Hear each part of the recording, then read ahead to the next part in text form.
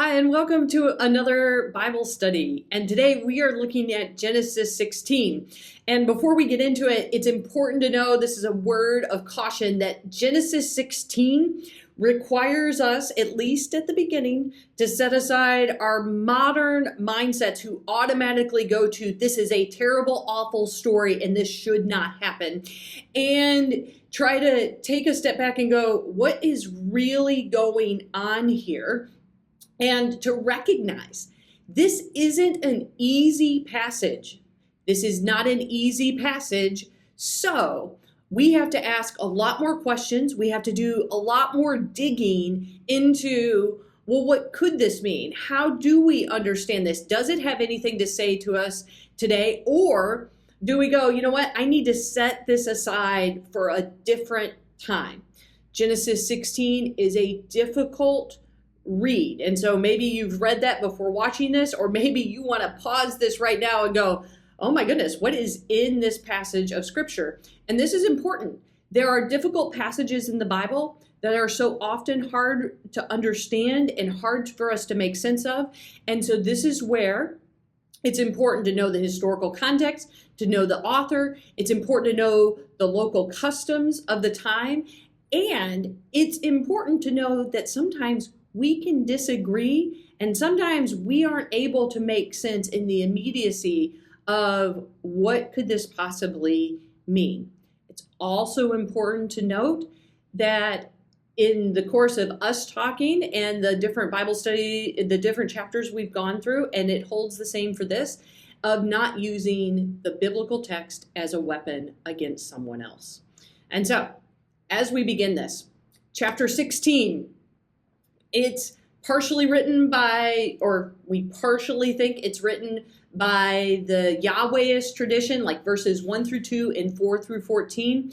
And then the Yahwehist tradition, the J, also known as, reminder, it is written at the time period of like King David and King Solomon. So we are looking at anywhere from the 10th to 9th centuries BCE.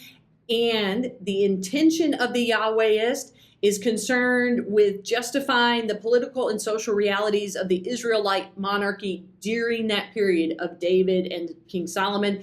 Also, especially in this context of what we are about to read, or if you've already read it, J often talks about human trial and failure and the human attempt to play God and the inevitable failures that result. So Jay is unafraid about talking about human failures and what's going on.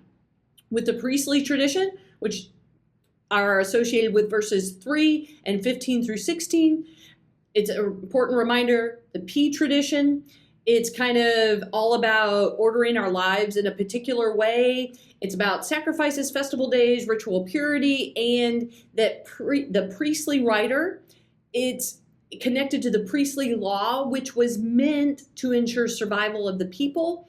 And it's concerned with the correct way to live for that survival. And it's being written during the exile period, which is right around 550 to 450 BCE. This is the exile in Babylon.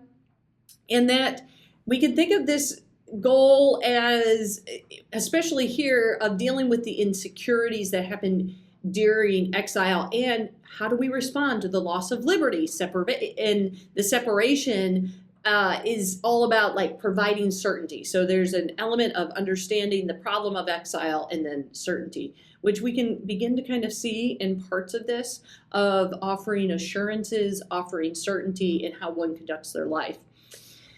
So a couple different writers. What's interesting is this story gets talked about differently, or we could see it as a completely separate story where it's Hagar and Ishmael in Genesis 21. That is a totally different writer, and we will talk more about that when we get to Genesis 21. That's the Elohist. And the Elohist tradition comes from Elohim, which is translated as God. So that'll be something completely different. But there will be a sense of similarity of, wait, didn't we talk about a little bit about this? But in looking at Genesis 16, one of the words to just Note the Hebrew phrase that messenger of Yahweh, messenger of God, is often translated as angel of the Lord.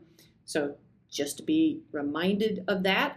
And then it's interesting with the messenger, on occasion appears to be the way God, Yahweh, appears. So just kind of be into that, in tune with that. Interesting things to note. Sarai could have an Egyptian maidservant, because there's some discussion of this is impossible, that Sarai would never have an Egyptian maidservant. That's not how the Egyptians, they were the more powerful culture, they were the more powerful people, and so they would not have been anybody's maidservant. But here is also a way to look at it, that Sarai could have had an Egyptian maidservant, since Pharaoh had given maidservants to Abram when he and Sarai were in that country. So Genesis 12:16. Sarai's voice, this is very interesting. Sarai's voice is the dominant one. So readers, we actually hear her direct words, and the narrator reports that Abram responds to her voice. So something kind of interesting and different about this story, as the females take the lead in this. Sarah offers a theological explanation of her plight, where Yahweh has prevented me from bearing children. Nothing in the biblical text to this point has prepared readers for such a claim. And that Sarai is one of only 4 women mentioned in biblical literature that couldn't bear a child, as claiming that it was God who prevented her from becoming pregnant. So we've got the 4 women who cannot have children, but Sarai is the one that actually blames God for that, whereas the others do not. The author of Genesis 16 has created a powerful Sarai, and that it's one who can interpret, she can interpret her situation for herself. She doesn't need an outsider to interpret her situation. She is concerned about her place and status within the family. So she is acting in her own self-interest and not necessarily inappropriately. We may think she's acting inappropriately, but not necessarily in that culture. One of her primary roles in a patriarchal society is to bear a male heir, and without fulfilling that role, she would lose face and power. So it's important to understand the context that she is operating in, which kind of says why she does certain things. It doesn't mean that her choices are right, but we can begin to understand why particular choices are made. And so if Sarai can present a child to her husband through the instrument of a surrogate spouse, she does give Hagar to him as a wife, so that's verse 3, then Sarai can achieve the power that belongs to her as primary wife or matriarch. Abram complies with Sarai's plan, so that's kind of interesting too. Abram doesn't go, oh, this doesn't sound very good. Instead, he's like, okay, sure, yeah, whatever. And Hagar becomes pregnant, which immediately leads to complications, probably unforeseen in the household. And that the first problem occurs in the relationship between the 2 wives. The secondary wife looks down on the primary wife because she's able to do something that has been impossible for Sarai. The status, right then, so because Hagar looks down on Sarai, now the status of Sarai has fallen, at least in the eyes of the woman who will be bearing a son to Abram. Sarah perceives herself to be wronged. But first, she becomes angry with Abram, not with the person whom she thinks has wronged her. And she takes no responsibility for this. Notice that. She does not take responsibility for creating this situation. Abram's first speech in this episode appears at this point. It's a speech that clearly places the problem back in Sarai's hands. So Abram recognizes, well, wait a minute, you kind of created this situation, but Sarai doesn't take the responsibility. And Abram actually uses imperative verbs just as Sarai had done with him in verse 2. It's as if Abram is saying to Sarai, this was your plan. Hagar is your maidservant. You deal with it. And then finally, Abram admonishes Sarah to do what is appropriate, Hebrew good, in her eyes. So Abram puts the power back on Sarai of like, what are you going to do about this? So Sarai, who's become insignificant in Hagar's eyes, now she makes life harder for Hagar. And we don't know how. The author doesn't describe how that happens. We just know that it does. And that Sarai is the cause for Hagar leaving. Like, she is gone. She wants to leave this situation, and she is tired of whatever Sarai is doing to her.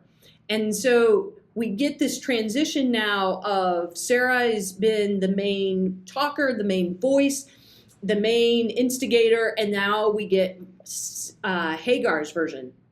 So, right, first scene Sarai, second scene Hagar, and the messenger of God, finds Hagar at a specific spring.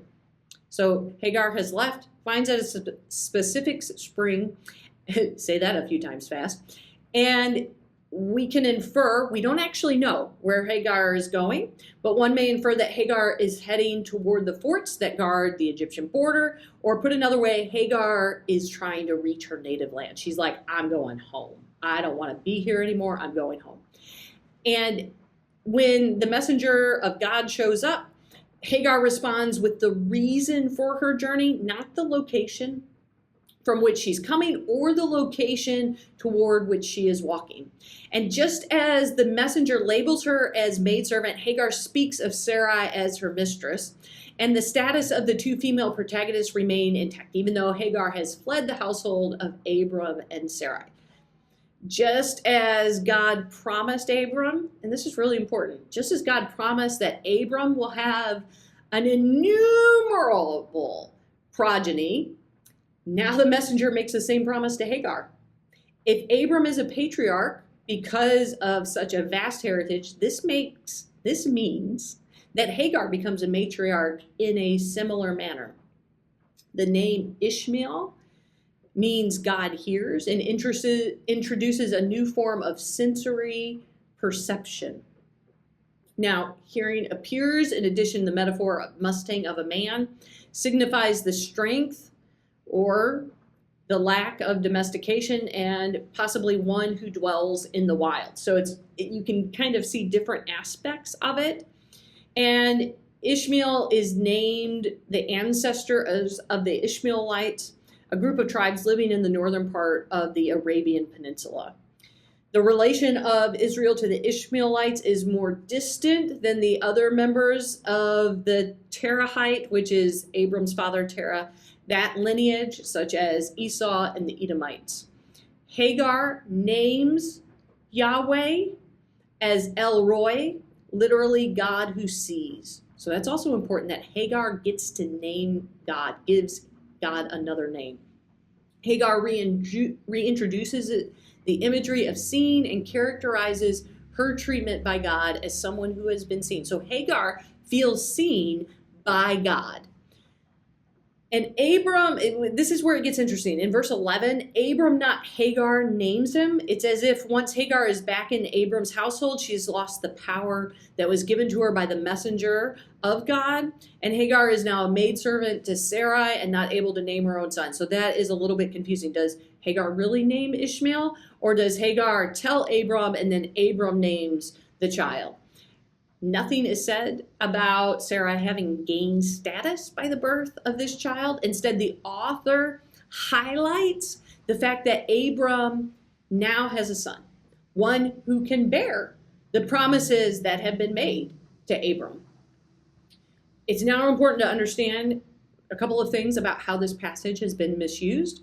Some have used this to make a case for going back into abusive situations. Some have misused that passage in a violent way. That is, thinking about how the biblical text can be used in violent ways against other people, and so some have chosen to do that.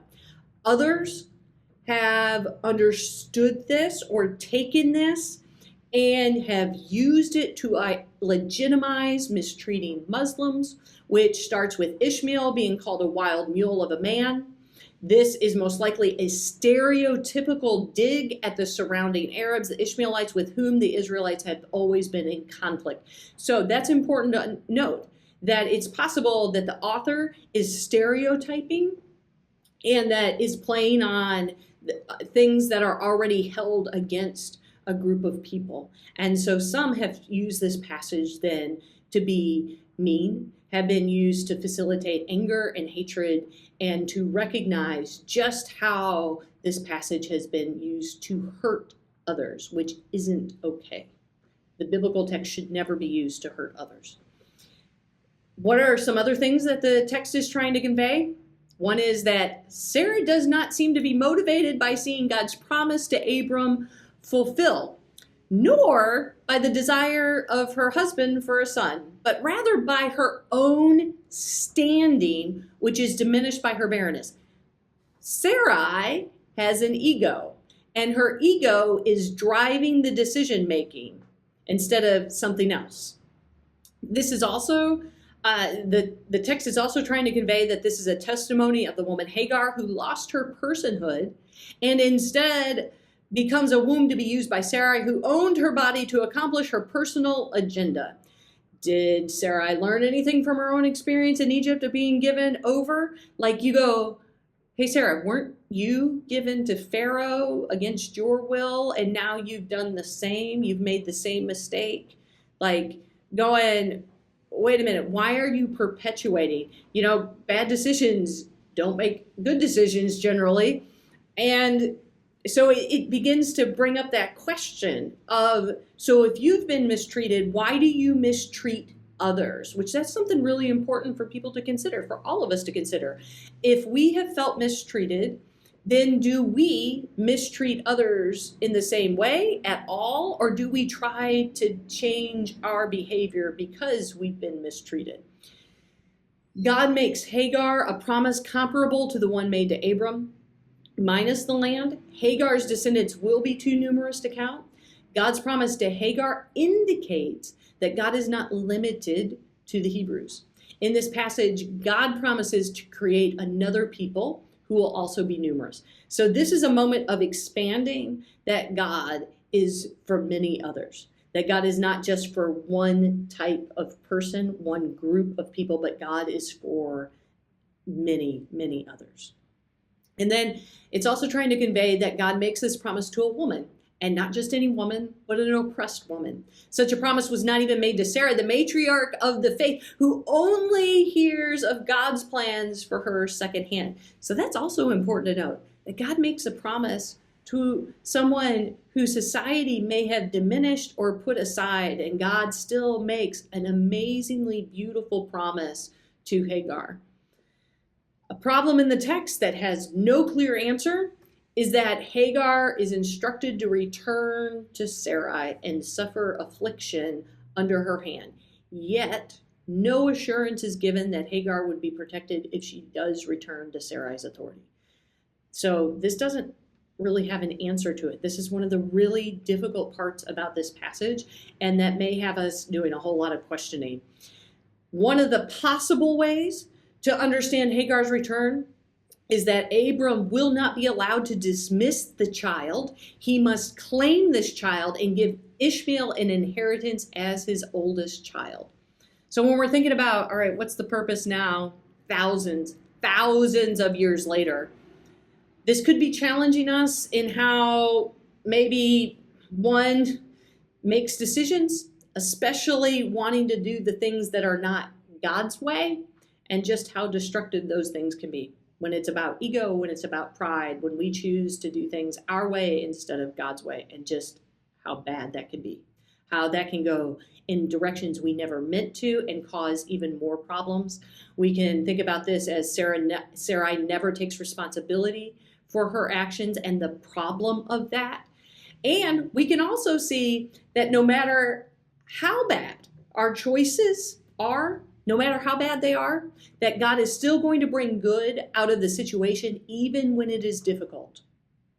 So we can understand this, that life is messy, complicated, and sometimes our need to control things not only makes our lives more difficult, but drags other people into it.